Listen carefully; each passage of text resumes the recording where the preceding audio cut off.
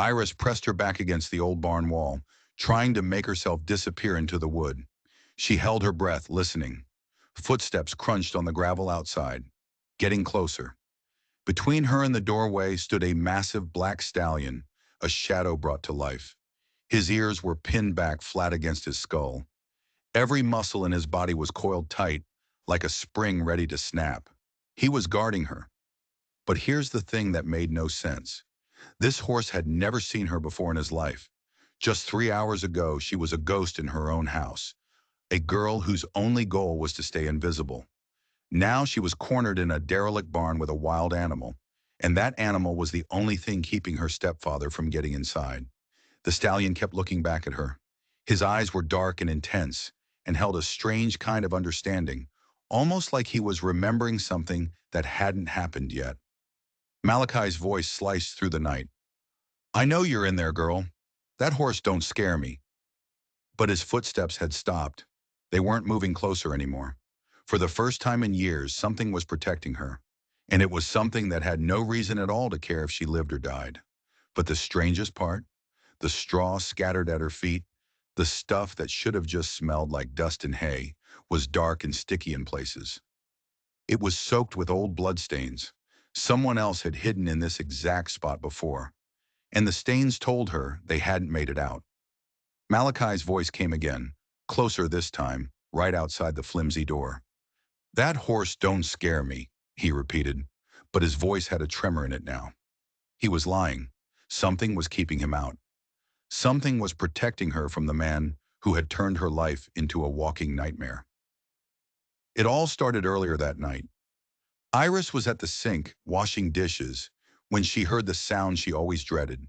Her mother, Cora, was crying again. The sound was muffled, coming from the bedroom where Malachi had dragged her after one of his whiskey-fueled rages. Iris gripped the ceramic plate in her hands, her knuckles turning white. She knew the pattern.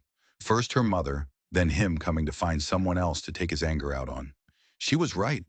The kitchen door flew open so hard it slammed against the wall. Malachi filled the entire frame, his shadow swallowing the room. His shirt was stained, and his eyes were shot through with red veins.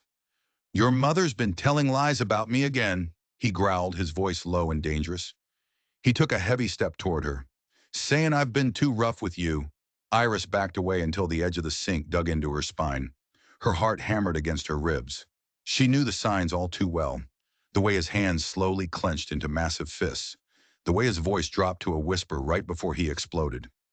Tonight was going to be the worst it had ever been. "Please," she whispered, her voice barely audible. "I didn't say nothing to her." But Malachi wasn't listening. He was already reaching for the heavy silver buckle on his belt. The same buckle that had left a constellation of purple marks on her arms last month. That's when she ran. She bolted out the back door, her bare feet slapping against the cold, damp ground. She ran across the moonlit yard toward the only place she could think of, the old abandoned barn at the edge of the property, the one that had been empty ever since the previous owner died years ago. She expected to find nothing but empty stalls, rotting wood, and the smell of decay. Instead, she found the black stallion. He was standing in the shadows, waiting, almost like he had been expecting her. The horse was enormous, with wild eyes and a coat so black it seemed to drink the moonlight. Any normal animal would have panicked and bolted when she came stumbling through the door, gasping for air, terrified. But this one didn't. He just took a step forward, deliberately placing his massive body between her and the entrance she'd just come through. Now, with her back pressed against the wall, she could hear Malachi pacing back and forth outside. His footsteps stopped right at the doorway, but he wouldn't come in. Through a crack in the wooden planks, she could see his silhouette staring at the stallion that barred his path. "That animal's going to tire out eventually," Malachi shouted. "And when he does, you and me are going to have a long talk about respect." The stallion just snorted, a deep, rumbling sound, and stomped a single hoof on the packed dirt floor. The sound was like a gunshot in the quiet barn, and it made Malachi take an involuntary step back. That's when Iris noticed it, the dark stains in the straw around her feet. They weren't just dirt. They were old, dried blood. Someone had been here before her, hiding in this very same spot.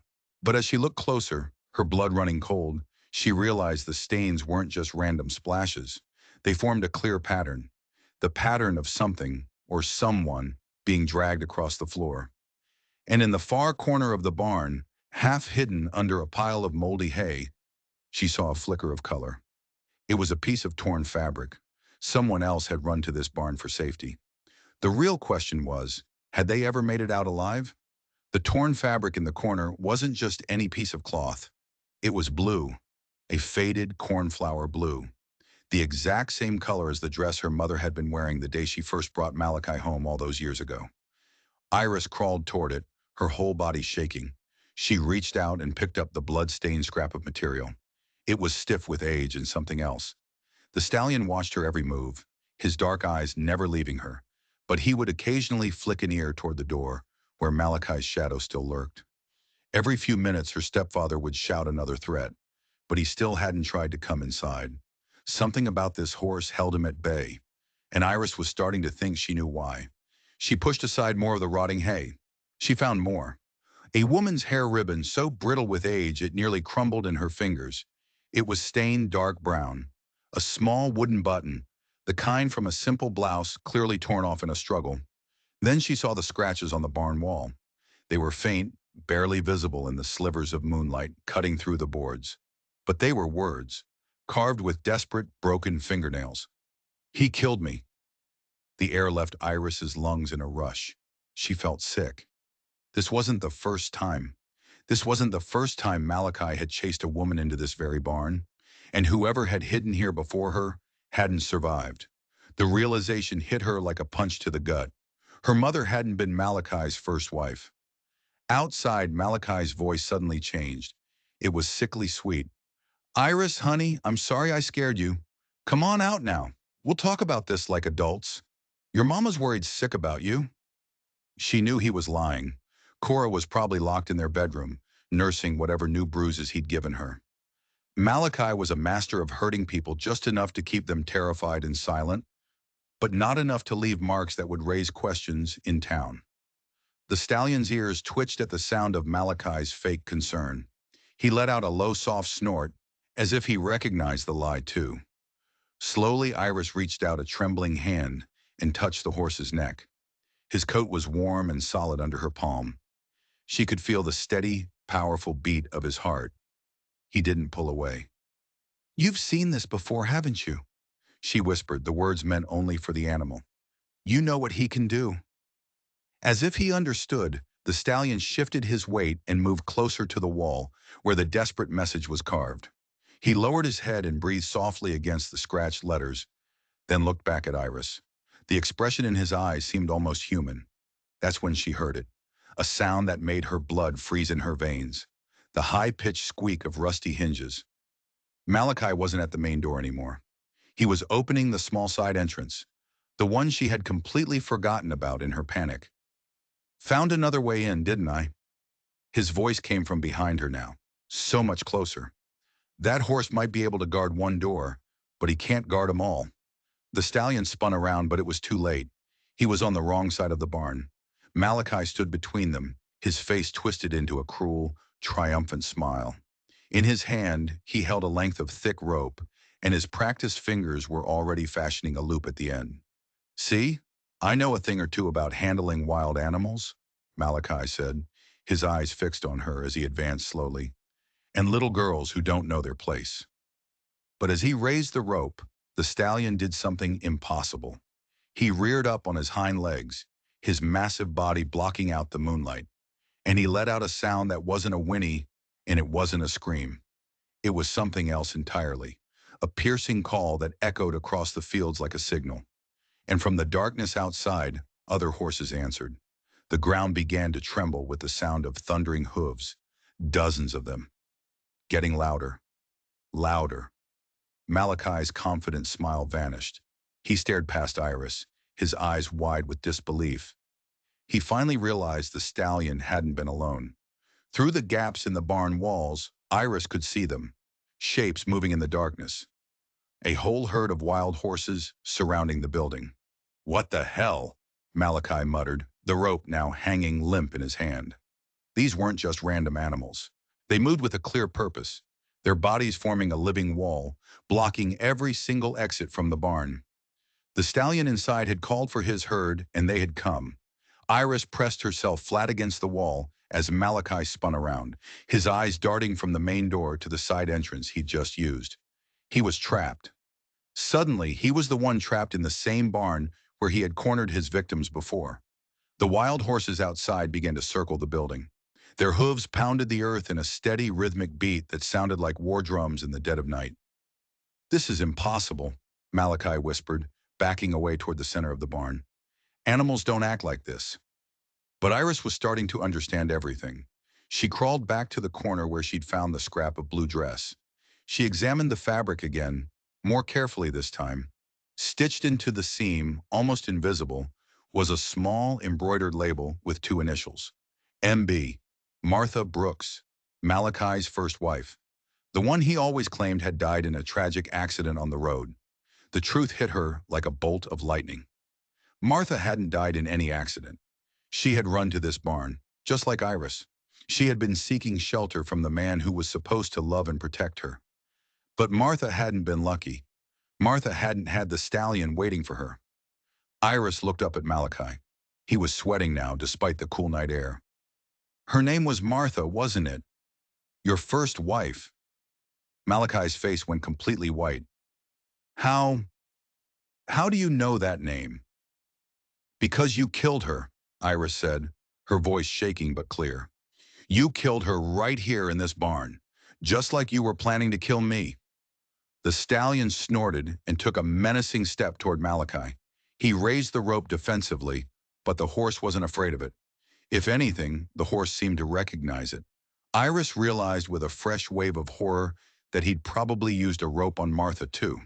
"She was asking too many questions," Malachi hissed, his voice barely a whisper. "Said she was going to tell the sheriff about the marks on her arms. I couldn't let that happen." Outside, the wild horses stopped circling. They stood perfectly still now, a ring of silent, watching shadows. The sudden silence was even more terrifying than their thundering hooves had been. "You made one mistake," Iris said, finding a core of courage she never knew she had. "You chose the wrong place to hurt people." Malachi let out a short, ugly laugh. "What's that supposed to mean?" "This barn," Iris said, nodding toward the stallion. "It belongs to them now. Martha's blood is in this ground. And they remember. Animals don't forget violence like that." As if to prove her point, the stallion moved even closer to Malachi, his nostrils flaring as he scented the air around the man. He wasn't just being aggressive, it was something more. It was like he was reading the man's scent, cataloging the smell of cruelty and fear. "They can smell what you did," Iris continued, her voice gaining strength. "Blood doesn't wash away completely. Not from wood. Not from dirt." Malachi glanced around frantically at the barn walls, at the dark stains he'd tried to cover with fresh hay, at the evidence of his crime that he thought was buried and forgotten forever.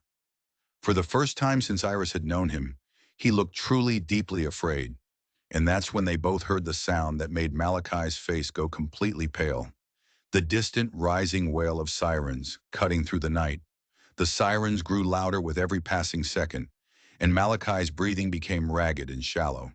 He looked around the barn like a cornered rat, realizing the same walls that had hidden his first crime were now his prison. "How?" he demanded, lunging forward and grabbing Iris by the arm. He yanked her to her feet. "How did they know to come here? Did you tell someone?" Iris winced as his fingers dug into her skin, but she shook her head. "I didn't tell nobody. I ran straight here." The stallion stepped forward again, his massive body once more moving between them. This time Malachi was desperate. He swung the rope wildly at the horse's head. The huge animal dodged it with impossible ease, then let out another one of those piercing calls. It was answered immediately by the horses outside. Through the gaps in the walls, Iris could now see them, flashing red and blue lights, painting the trees in terrifying colors. The police were here. They were getting closer. Then she heard a voice calling her name. "Iris! Iris, where are you?" It was her mother, raw with panic and fear. Cora was alive. She had managed to call for help. Malachi let out a string of curses under his breath. "Your mother, always too stubborn for her own good.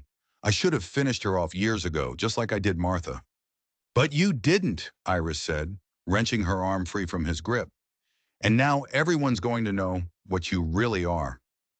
The police car screeched to a halt outside. Car doors slammed shut. Heavy footsteps crunched on the gravel, accompanied by the crackle of police radios. "This is Sheriff Hayes," a man's voice boomed. "Malachi Brooks, we need you to come out with your hands visible. We have the building surrounded." Malachi's face was a mask of pure rage and desperation. He looked at the stallion blocking his only escape. He looked at the torn fabric on the floor that proved his guilt. He looked at the bloodstains that would seal his fate. Then he looked at Iris, and the expression in his eyes made her blood run cold. "If I'm going down," he whispered, his voice venomous, "I'm taking you with me." He moved faster than she could react, pulling a long, wicked-looking knife from his boot. "Just like I did your precious Martha." The stallion saw the glint of the blade. He reared up again, his powerful front hooves lashing through the air, flashing dangerously close to Malachi's head. But the man was too quick. He ducked under the attack and lunged straight for Iris, the knife aimed directly at her heart. In that same instant, the main barn door exploded inward. Sheriff Hayes and two deputies burst through the entrance, their guns drawn, powerful flashlights cutting through the darkness like swords. The wild horses outside scattered at the sudden noise and blinding light, but the black stallion held his ground. "Drop the weapon!" Hayes shouted, his gun trained squarely on Malachi. But Malachi was beyond reason now. He had nothing left to lose. He raised the knife higher, taking one last, desperate step toward Iris. "She knows too much, just like Martha did." The stallion moved faster than any of them could have predicted.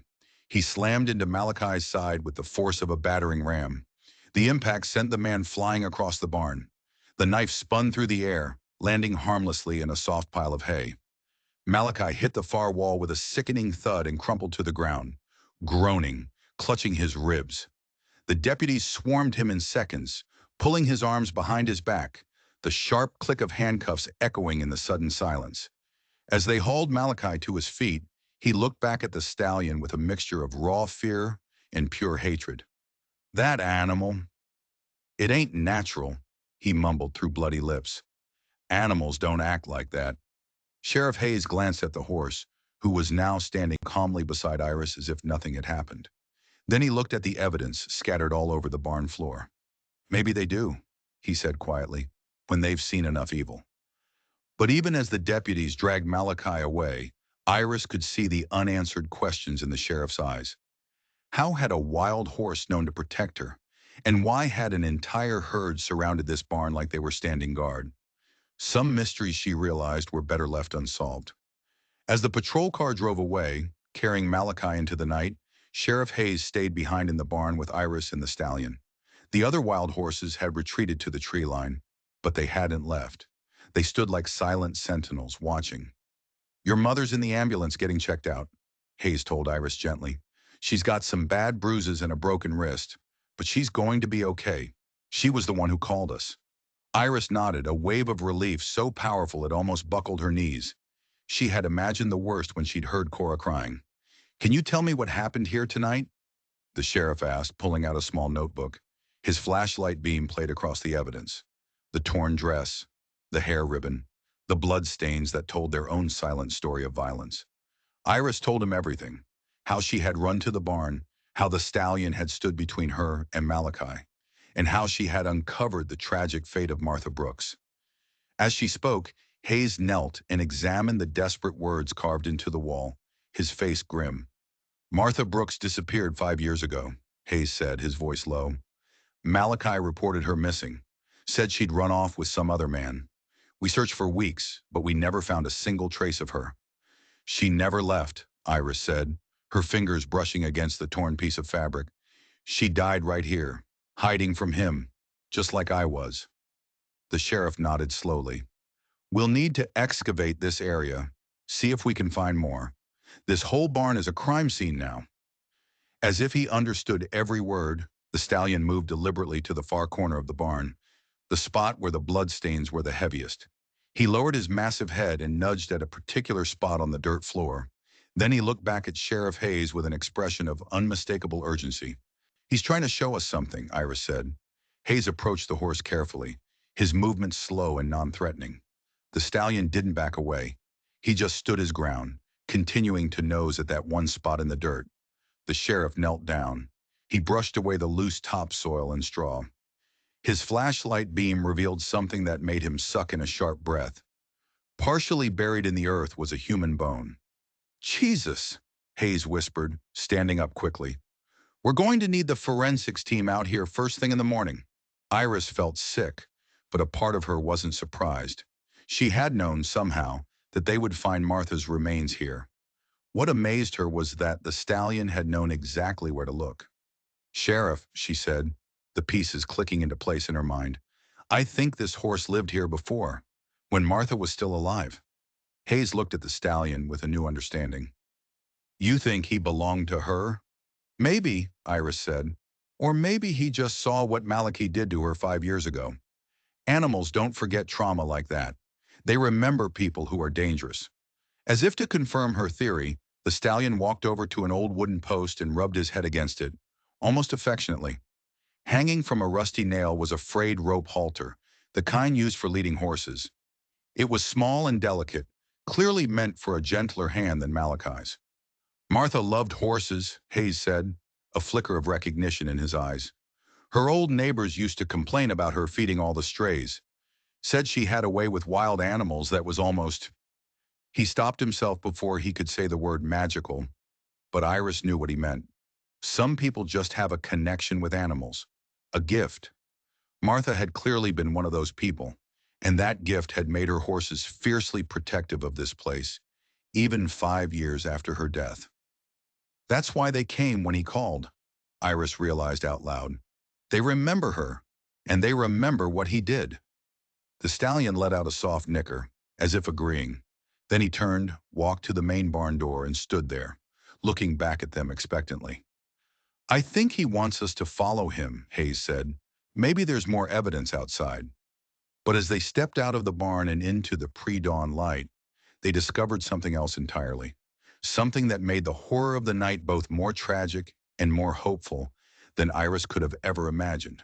The stallion led them not to more evidence of a crime, but to a small grove of trees just behind the barn. The first rays of dawn were filtering through the branches, revealing something that made Iris gasp. Scattered among the tree roots were dozens of small, handmade wooden crosses. Each one marked a small, carefully tended grave. What is this place? Hayes whispered, his flashlight beam sweeping across the makeshift cemetery. Iris knelt beside one of the crosses. A name had been crudely carved into the wood. Buttercup, good dog. Another one read, Midnight, faithful friend. These were graves for pets, farm animals that had been buried with love and dignity. Martha made this, Iris realized. She was burying all the animals that died on the property. The stallion walked past the smaller graves to a larger one, right in the center of the grove. This one was marked not with a wooden cross, but with a large, smooth river stone. As Hayes's flashlight hit the marker, they saw a single word engraved upon it. Hope.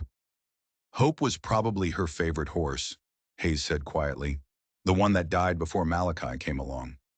But there was something else next to the stone marker, half hidden by a thick layer of fallen leaves. It was a metal box, the kind people use to store important papers. The stallion nudged the box with his nose, then looked up at them, waiting. Hayes carefully lifted the rusted box and pried it open. Inside was the story of Martha Brooks's final months. There were letters, photographs, and legal documents. There was a deed to the property showing that the land had belonged to Martha, and Martha alone, not Malachi. There were medical records documenting injuries she had claimed were from accidents, but which clearly showed a terrifying pattern of abuse. And most damning of all, there was a letter. It was addressed to the sheriff's department, dated just 2 days before Martha disappeared. She was planning to leave him, Hayes said, his voice thick with emotion as he read the letter by flashlight. She had money saved up. She was going to file charges against him for domestic violence. Iris sifted through the old photographs. They showed a young, pretty woman with kind eyes and a gentle smile. In several of the pictures, Martha was feeding or grooming a herd of horses, a herd that looked exactly like the one standing watch at the edge of the woods right now. These are the same horses, Iris said, a sense of wonder in her voice. They've been here all this time, waiting. Waiting for what? Hayes asked. For justice, Iris replied. For someone to finally find out the truth about what happened to their friend. The stallion whinnied softly and began to walk back toward the barn. The rest of the herd followed, a silent, ghostly procession through the trees. As they emerged back into the clearing, Iris saw her mother. She was sitting in the back of the open ambulance, a thick blanket wrapped around her shoulders. Cora looked up and saw Iris approaching with the sheriff. Relief washed over her face, but it was followed quickly by shame and deep regret. I'm so sorry, baby, Cora called out, her voice cracking. I should have protected you. I should have left him years ago. Iris ran to her mother, embracing her carefully, mindful of her broken wrist. It's not your fault, Mama. He fooled everybody. Not everybody, Hayes said, looking back at the horses. Martha's animals knew exactly what kind of man he was, and tonight they made damn sure he couldn't hurt anyone else. As the sun finally broke over the horizon, casting the entire property in a warm golden light, the wild horses began to disperse. One by one, they melted back into the forest until only the black stallion remained. He stood near the barn door, watching as the forensics team began to arrive. When Iris approached him one last time, he lowered his great head and allowed her to stroke his neck. Thank you, she whispered, for protecting me and for remembering Martha. The stallion looked at her with those intelligent, knowing eyes for a long moment. Then he turned and galloped away, disappearing into the trees to rejoin his herd. As he vanished, Iris knew that Martha Brooks could finally rest in peace. But there was still one more surprise waiting for them. One final twist that would change Iris and Cora's lives forever. 3 weeks later, Iris sat in the cold, formal county courthouse, watching Judge Morrison read the long list of charges against Malachi Brooks. The forensics team had found more than enough evidence in the barn to build an airtight case for Martha's murder. The medical records from the hidden box proved years of systematic abuse. Malachi Brooks, the judge announced, his voice echoing in the silent room, you are hereby charged with first-degree murder in the death of Martha Brooks, attempted murder of Iris Quaid, and aggravated domestic violence against Cora Lane. Given the severity of these crimes, I am setting bail at $5 million. Malachi just sat there in his orange jumpsuit, his face pale and defeated. All the bluster, all the intimidation that had defined him for so long was gone. He looked small. He looked like what he was, a coward who preyed on those weaker than himself. After the hearing, Sheriff Hayes found Iris and Cora in the courthouse hallway. There's something else you need to know, he said, holding a thick manila folder. The county attorney's office has been reviewing Martha's will and all her property deeds. Cora frowned. What does that have to do with us? Everything, Hayes replied, opening the folder. Martha Brooks owned that property outright, long before she ever met Malachi. When she died without a will, the land should have legally gone to the state, but there's a complication. He handed them a legal document. It was a marriage certificate. It showed that Malachi's marriage to Martha had never been legally dissolved before he married Cora. What does this mean? Cora asked, her eyes struggling to make sense of the legal jargon. It means your marriage to Malachi Brooks was never valid, Hayes explained patiently. He was still legally married to Martha when he wed you. In the eyes of the law, you were never his wife. The implication of that single fact hit Iris like a physical blow. If her mother had never been legally married to Malachi, then all his claims to the property, to Martha's property, were fraudulent. Since Martha died without a will, and his marriage to her will be invalidated by his conviction for her murder, the property enters a legal gray area, Hayes continued. But the county attorney believes there's a very strong case for awarding it to you, Cora, as compensation for the years of abuse you suffered while living there under what were, legally, false pretenses. Cora stared at the papers, her hands trembling. You're saying we might own the land? The land where Martha died? More than that, Hayes said with a small, rare smile.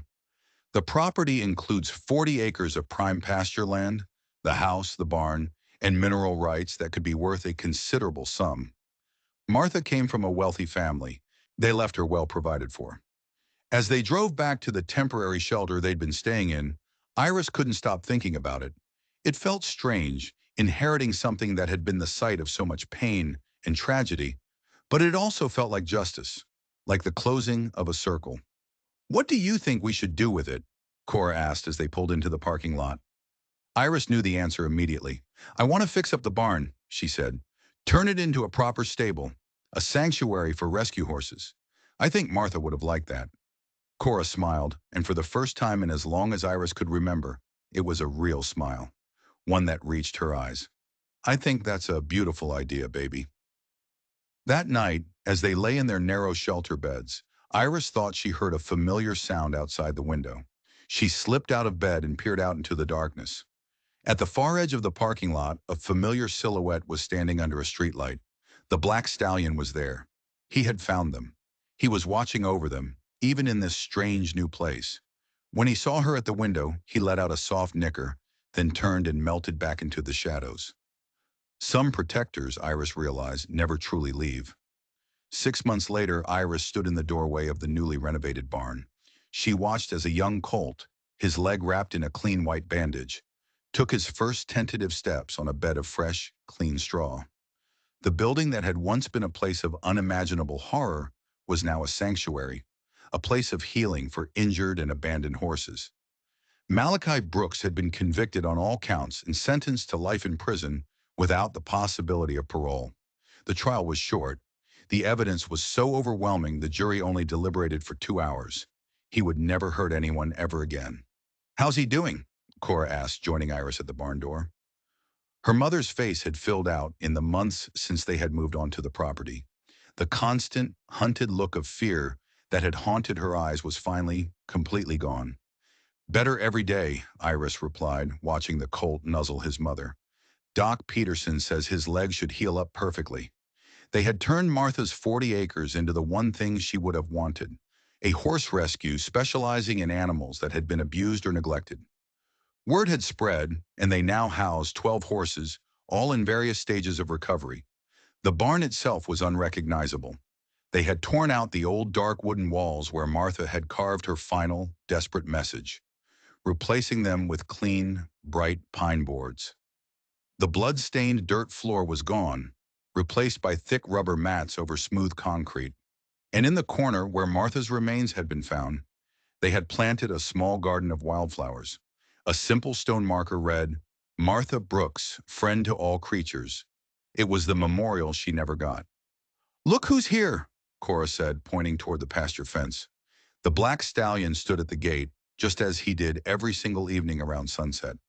He never came close enough to be touched again, but he watched over the property like a silent, wild guardian.